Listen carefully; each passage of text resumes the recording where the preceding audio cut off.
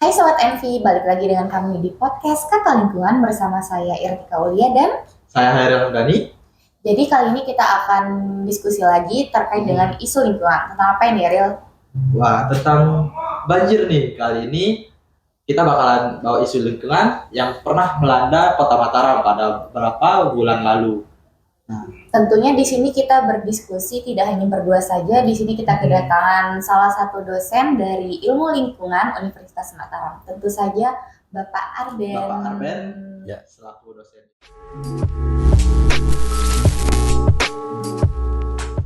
Baik, sebelumnya Bapak terima kasih banyak sudah mau datang kesempatan pada kali ini untuk sharing session ya, diskusi terkait dengan banjir yang melanda Mataram kemarin ya.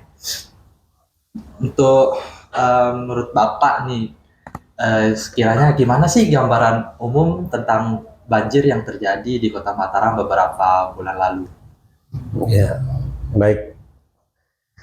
Jadi kejadian banjir yang terjadi pada hari Ahad ya, Ahad malam itu tanggal berapa saya lupa itu kemarin ya.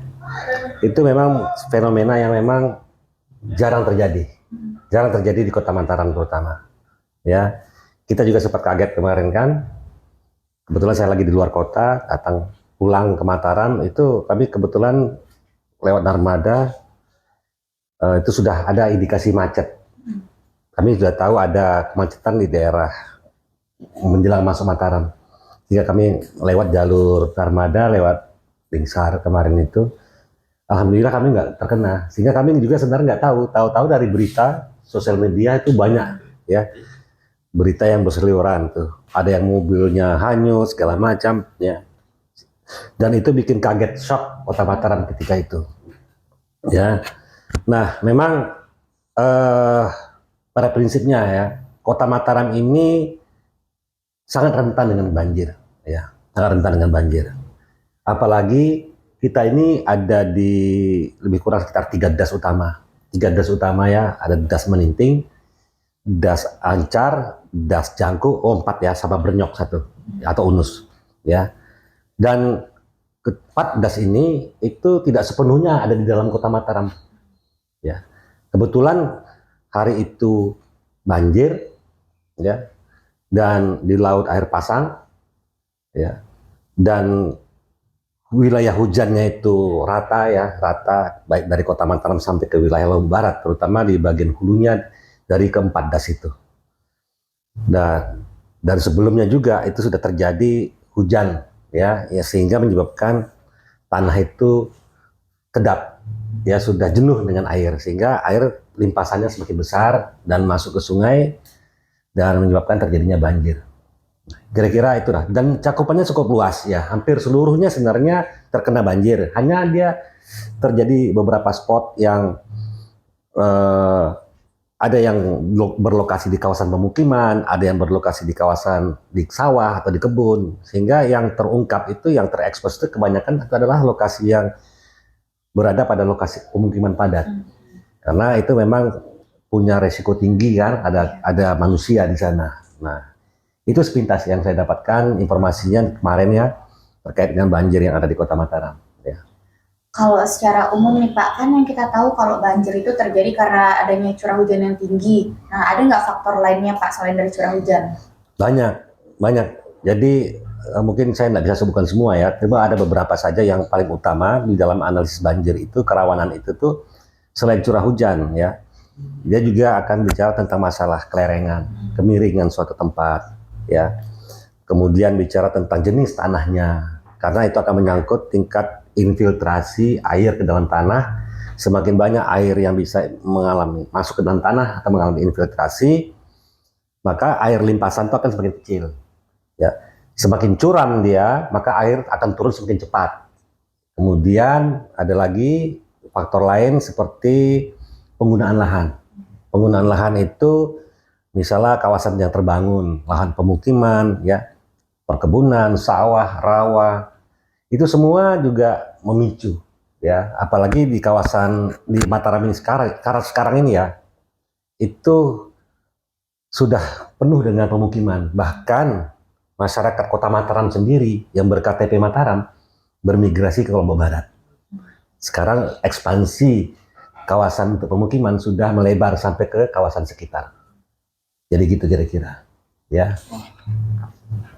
Menarik sekali sih Pak, terkait faktor penyebab banjir yang tadi. Nggak hanya dari curah hujan yang tinggi, ada juga penyebab lain dari alih fungsi lahan yang kayak tadi dan tata ruangnya yang berubah.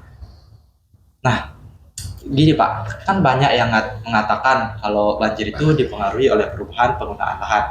Lalu bagaimana tentang pendapat Bapak terkait hal tersebut yang ada di Kota Mataram?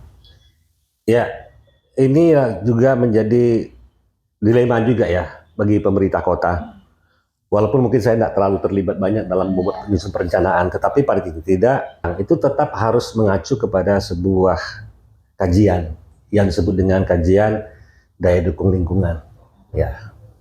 Nah, hanya masalahnya sekarang, apakah Kota Mataram sudah punya kajian tersebut atau belum? Apakah hanya mengacu pada kajian yang sifatnya regional atau sudah bersifat lokal ya datanya. Nah, kalau masih regional maka tingkat akurasi kajian itu akan lemah ya. Sehingga apapun yang diputuskan biasanya membuat kesimpulan yang sifatnya itu masih agak mengambang, tidak terlalu operasional sesuai dengan keadaan di lapangan. Nah, jadi keberadaan rencana tata ruang ini penting sekali. Ketika dia sudah mempertimbangkan daya dukung lingkungan, ya, maka kita harapkan rencana tata ruang itu, termasuk rencana pembangunan pemerintah itu memang sudah ramah lingkungan. Baik bisa selain ramah lingkungan juga bisa menghindari masalah bencana, ya. Tapi sayangnya tekanan populasi, ya, tekan permintaan kebutuhan daripada masyarakat terhadap lahan itu sangat tinggi. Kalau kita bicara tentang masalah pemukiman ya, kebutuhan pemukiman itu sampai hari ini terus meningkat kebutuhan permintaannya. Tapi sayang Kota Mataram sudah tidak memiliki lahan lagi itu, ya, kecuali mungkin beberapa tempat melakukan sebuah renovasi bangunan dari yang 1 lantai menjadi 3 lantai ataupun menjadi 4 lantai, atau sekarang juga pemerintah mencoba untuk membuat rumah susun ya supaya pemanfaatan lahan itu lebih efisien ya. Tapi itu pun tidak bisa menutupi desakan daripada kebutuhan lahan itu. Sampai-sampai sekarang aja kita lihat ya bahwa lahan sawah ya. Kalau hutan mungkin saya kira Mataram nggak ada ya. Sawah sekarang yang menjadi alternatif dijadikan korban untuk kawasan pemukiman. Jangankan di Kota Mataram, kawasan Lombok Barat terkena dampaknya. Ya, Lombok Barat di Jalan Lingkar sekitaran semuanya sudah banyak beralih fungsi. Sebenarnya ini adalah kebutuhan dari Kota Mataram itu sendiri. Jadi gitu ya. Jadi lahan sawah pun sekarang ini terancam. Padahal itu juga bagian dari salah satu indikator daya dukung pangan, ya, kekuatan pangan lokal, ya. Tapi itu juga akan dikorbankan. Kira gitu. Mungkin tadi itu ada sempat disinggung daya dukung lingkungan ya Pak. Itu Ya, mungkin benar. bisa dijelasin sedikit Pak ke teman-teman, daya dukung lingkungan itu apa? Ya, daya dukung lingkungan itu adalah kemampuan suatu lingkungan ataupun kawasan dalam menopang kehidupan yang ada di atasnya. Ya, macam-macam dia. Ada dari aspek air ya, dari aspek pangan, daya dukung yang berbasis kepada jasa lingkungan misalnya seperti pengatur air, ya, pengatur iklim, segala macam. Jadi sebuah kawasan memiliki jasa lingkungan. Yang jasa lingkungan itu bisa dikembangkan lagi akan menjadi sebuah ukuran yang pasti, yang jelas, yang bisa dijadikan sebagai tolak ukur sebagai daya dukung lingkungan. Berapa manusia sih ambang batasnya yang bisa ditampung di atas itu? Nah, gitu. Karena kan manusia itu banyak kebutuhannya. Tidak hanya butuh air, tidak hanya butuh makan, tapi ini kan kebutuhan pokok. Makanya kajian daya dukung saat ini memang hanya menitik beratkan pada 2 aspek itu dulu. Daya dukung pangan dan daya dukung air. Karena ini adalah kebutuhan dasar. Ya, sebenarnya banyak yang bisa dikembangkan, cuma itu dianggap bisa sebagai kebutuhan sekunder bukan primer. Nah, seperti itu kira-kira. Terus gimana cara kita untuk ngestabilin gitu Pak untuk daya dukung untuk di airnya itu apa namanya terjamin. Nah di pangannya juga terjamin, nggak bisa stabil. Ya, banyak beberapa kota ya ataupun tempat atau lokasi yang memang sudah melewati ambang baku mutu daya dukungnya. Nah, memang kalau seperti itu kondisinya ya. Jadi program ini nggak bisa hanya dijadikan sebagai dijalankan melalui sebuah program. Program misalnya mitigasi yang misalnya hanya meningkatkan tanaman atau reboisasi, nggak bisa seperti itu. Jadi ini adalah multisektoral, ya. Baik dari aspek ekologinya itu kita harus benahi. Salah satunya tadi masalah tutupan lahan atau land cover. Kita akan tingkatkan ruang terbuka hijau misalnya gitu kan, karena minimal kan 30%. Itu kan minimal ya, minimal 30%. Kalau bisa 40% lebih bagus.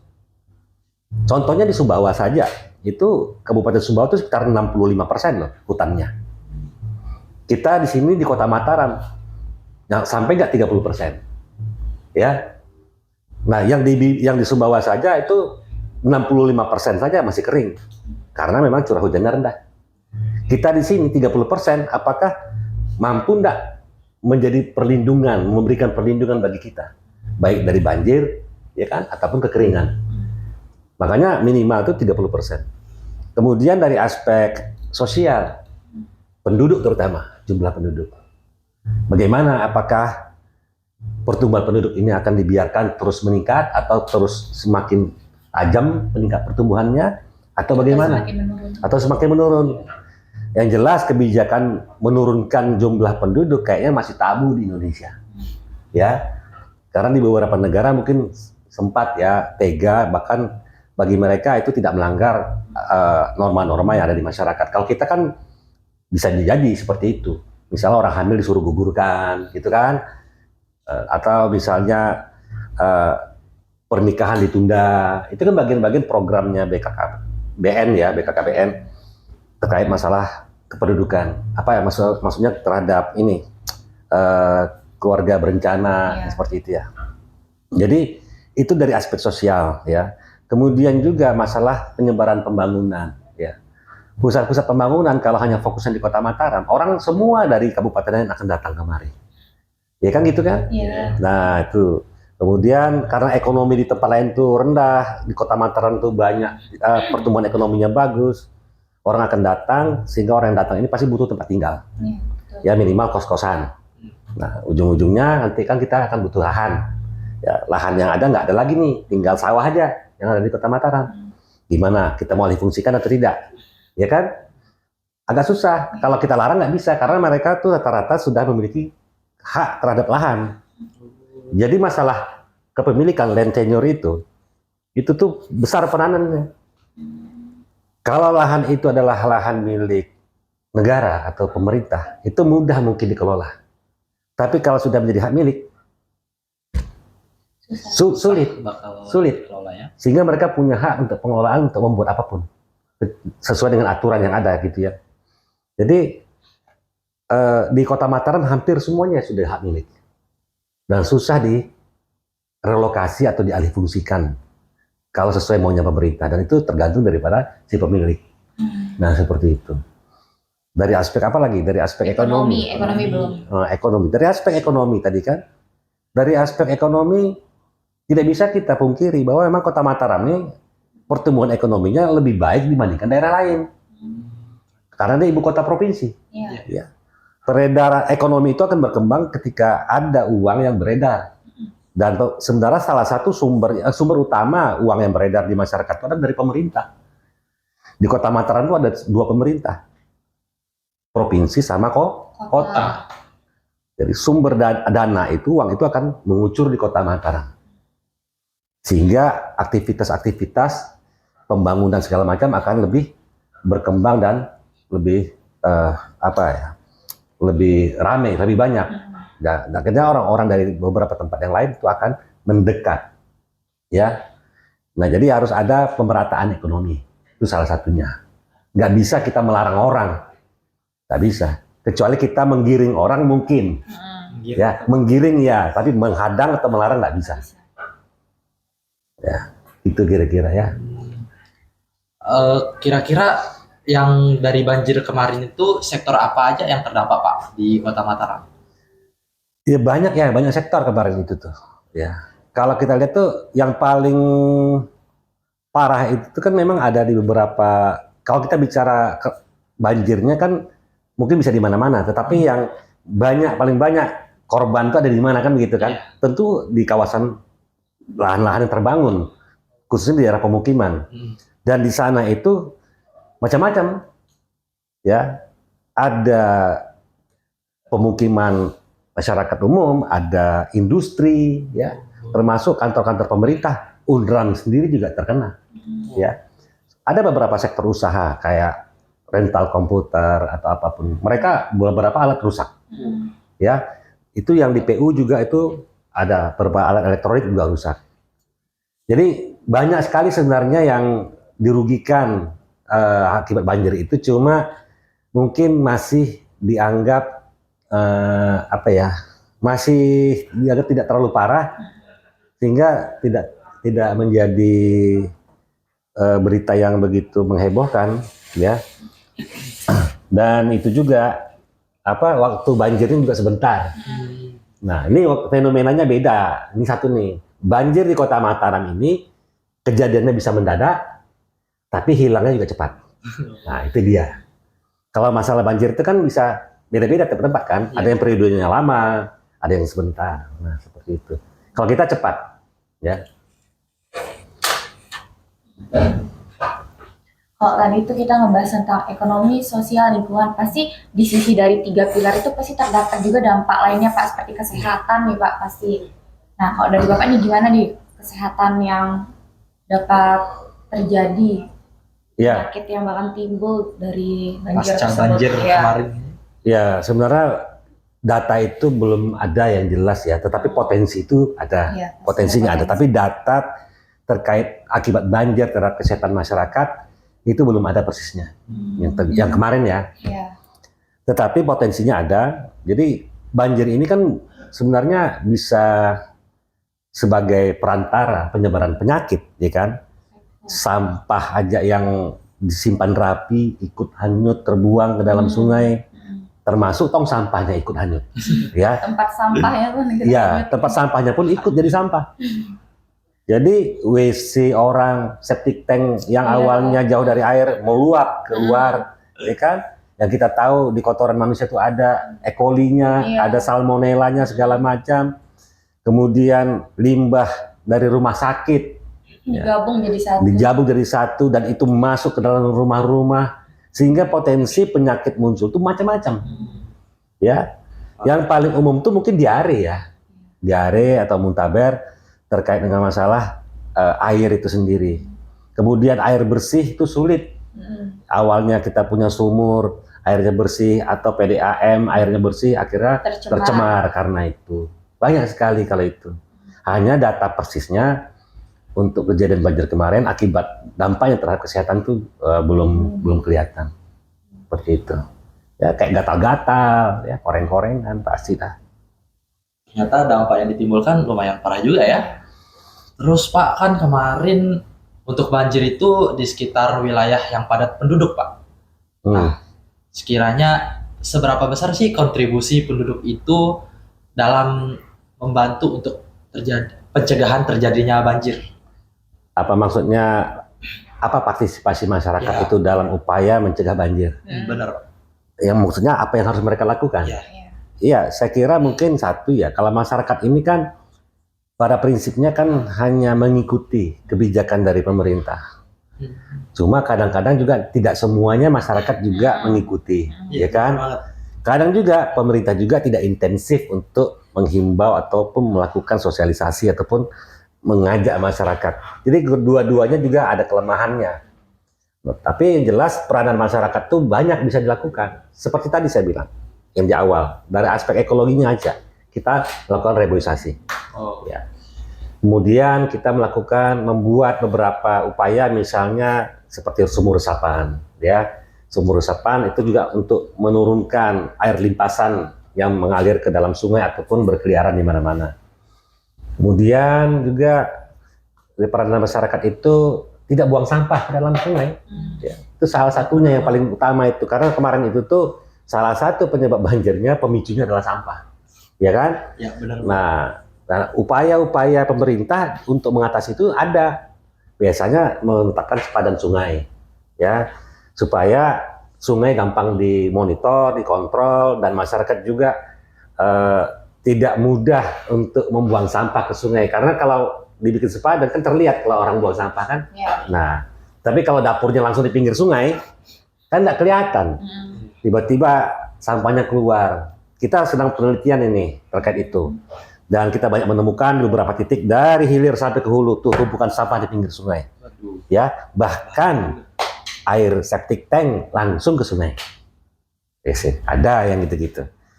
Jadi kalau mau masyarakat ikut berpartisipasi, ya ikuti aja arahan pemerintah terkait masalah penertiban sepadan sungai, itu salah satu. Kemudian melakukan kegiatan reboisasi segala macam, ya. Kemudian juga menerapkan sistem biopori ataupun sumur resapan, termasuk developer itu terutama. Kalau buat perumahan, kalau bisa alokasikan satu rumah itu mungkin satu sumur resapan, ya, supaya fungsi lahan yang awalnya mampu meresapkan air, karena sudah dibangun, kan berkurang kemampuan resapannya. Ya. Dia harus mengganti. Nah, ada sistem pengganti. Sistem pengganti kemampuan lahan itu dalam memberikan jasa lingkungannya. Setiap lahan itu kan punya jasa lingkungan. Salah satunya adalah meresapkan air. Nah, itu harus digantikan, gitu. Jadi nggak bisa hanya pemerintah saja, masyarakat, developer, semuanya harus bekerja sama. Kalau pemerintah aja sekarang, apalagi sekarang, kalau anggaran pembangunannya dipotong karena efisiensi, ya kan? Tambah mau sulit, ya. Mau direlokasi, masyarakat maunya minta ganti rugi, ya. Rata-rata minta ganti rugi tunai. Terus uangnya dari mana? Untuk menjalankan program yang rutin saja, pemerintah sekarang juga masih udah terseok-seok nih, ya. Jadi itu ada kendala kita dan masyarakat harus tahu itu. Sehingga kalau tanpa partisipasi masyarakat terkait masalah penanganan bencana ini, kayaknya semakin hari semakin sulit. Seperti itu. Kalau dari sudut pandang saya nih Pak, masyarakat itu seperti kayak gini. Mereka tuh nggak bakal memperhatikan sesuatu yang belum akan terjadi gitu Pak, ya kan? Dari sudut pandang saya tuh seperti itu gitu. Kayak banjir, misalnya mereka tuh nggak bakal memperhatikan kalau misalnya banjir itu nggak terjadi. Jadi kalau udah adanya banjir, baru deh mereka tuh memperhatikan gitu apa yang bakal mereka lakuin untuk mencegah, apa yang bakal mereka terapkan untuk mencegah banjir. Jadi Pak, untuk langkah jangka pendek ataupun jangka panjang yang bisa dilakuin untuk mengurangi resiko dari banjir itu apa Pak? Ya, tadi kan disebutkan bahwa itu kan pandangannya etika ya, bahwa masyarakat itu sebenarnya dia tidak tahu bahwa itu penting ya, terkait masalah banjir. Sudah terjadi ya, baru bertindak. Ya, apalagi kasus banjir di Mataram. Karena kasus banjirnya kan bukan tahunan, ini ketumben. Bahkan kalau kita survei kemarin di lapangan, bahkan orang tua pun mengatakan tumben, apalagi anak muda, ya kan? Sehingga wajar kalau mereka tidak pernah peduli dengan masalah banjir di Kota Mataram. Hanya beberapa tempat saja yang masih peduli karena itu masalah tergenang saja beberapa saat. Ya kayak di Jalan Swasembada itu sering mengalami itu, ya kan? Itu mungkin masih peduli, tapi daerah-daerah lain itu tuh lengah. Sama sekali mereka tidak menyangka bahwa akan terjadi banjir seperti ini. Sehingga wajar mereka punya perilaku, punya persepsi bahwa atau punya kesiapsiagaannya dalam mengantisipasi banjir itu betul lemah sekali.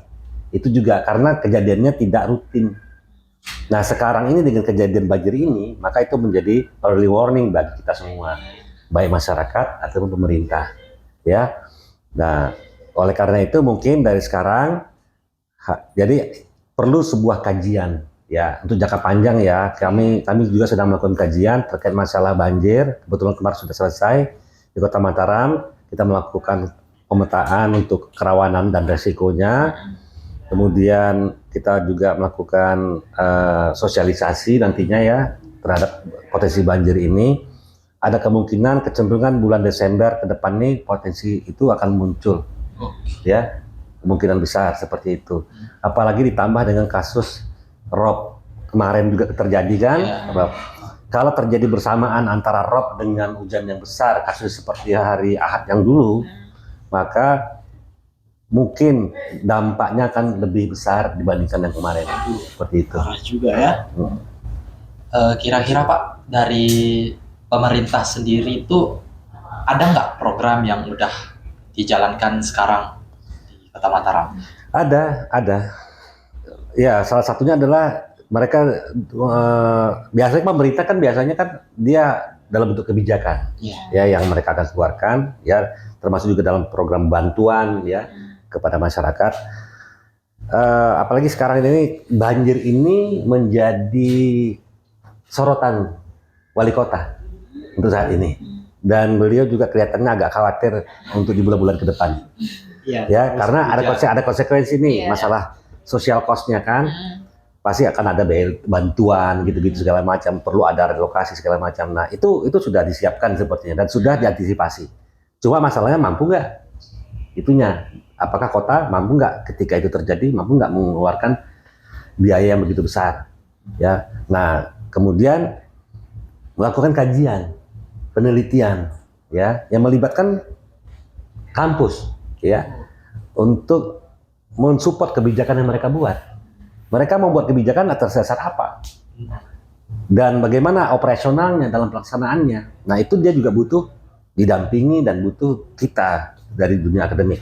Ya, sehingga memang wajar ketika ada beberapa instansi dari pemerintah kota itu mengajak kita kerjasama terkait masalah kajian, masalah banjir. Ya, termasuk juga penyusunan rencana tata ruang wilayah. Seperti itu. Berarti bisa kita simpulkan nih Pak, peran dari mahasiswa dan akademis itu bisa contohnya itu kayak bersosialisasi atau bisa juga untuk kontribusi dalam mengatasi banjir, menganalisis potensi yang ada di sekitar lokasi, terus kemungkinan yang bakalan terjadi ke depannya itu dari akademisi dan mahasiswa juga berkontribusi di sana, itu kan Pak? Ya itu memang masih sekarang peranan mahasiswa itu besar. Dan sekarang waktunya mahasiswa terlibat. Karena apa? Negara nggak punya uang. Ya. Dan mahasiswa itu bisa terlibat wujudnya itu dalam menyelesaikan tugas akhirnya. Dalam bentuk kajian-kajian yang bisa mensupport kebijakan pemerintah. Karena pemerintah untuk melakukan kajian dan pembangunan seperti itu sekarang memang udah keteteran. Dan disinilah mungkin kalau kita bisa lebih fokus, lebih selektif dalam memilih topik segala macam, kita harus mengarah ke arah itu. Jelas akan ada manfaatnya dan akan digunakan.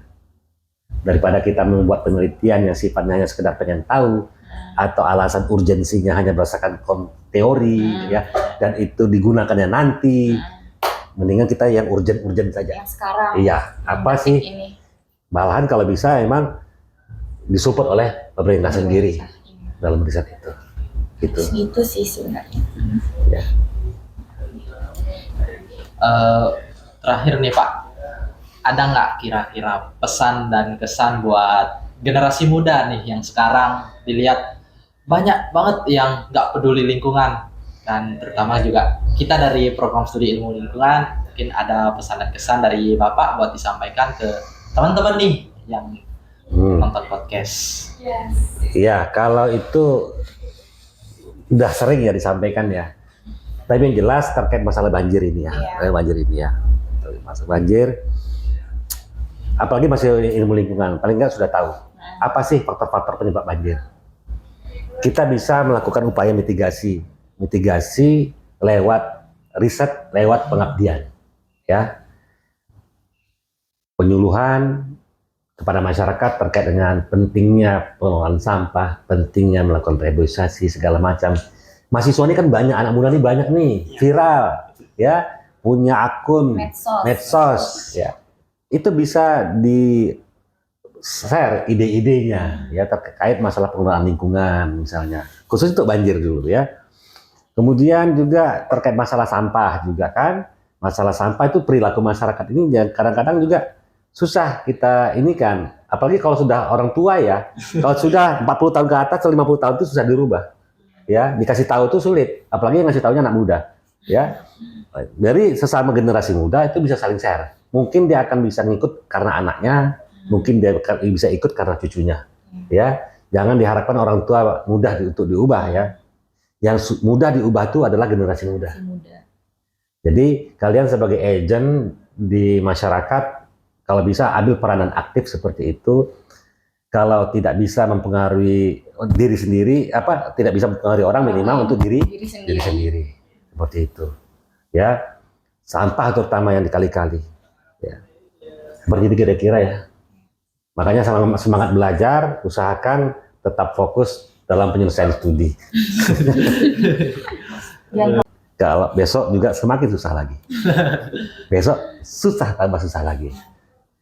Ternyata sebagai generasi muda nih, ternyata punya peran yang gitu penting banget. Ya, kalian penggerak pembangunan.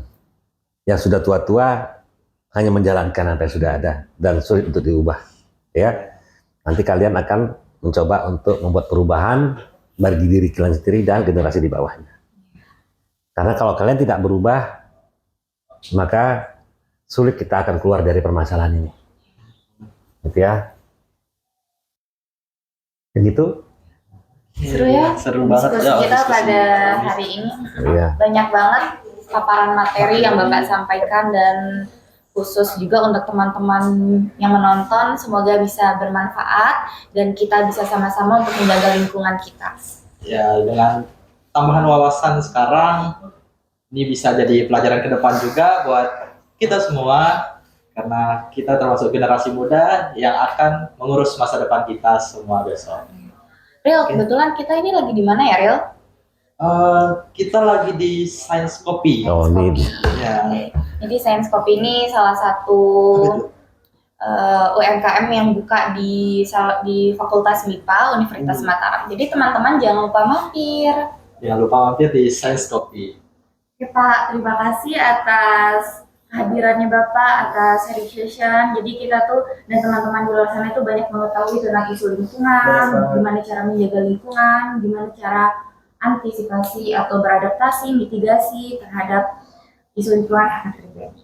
Sama banjir yang kemarin melanda kota Mataram. Mungkin kita generasi muda bisa mencegah hal itu untuk keberlangsungan masa depan kita semua. Oke. Semoga obrolan kali ini bisa nambah wawasan kita semua dan peduli terhadap cara menjaga lingkungan kita. Oke, sampai jumpa di episode selanjutnya. See you.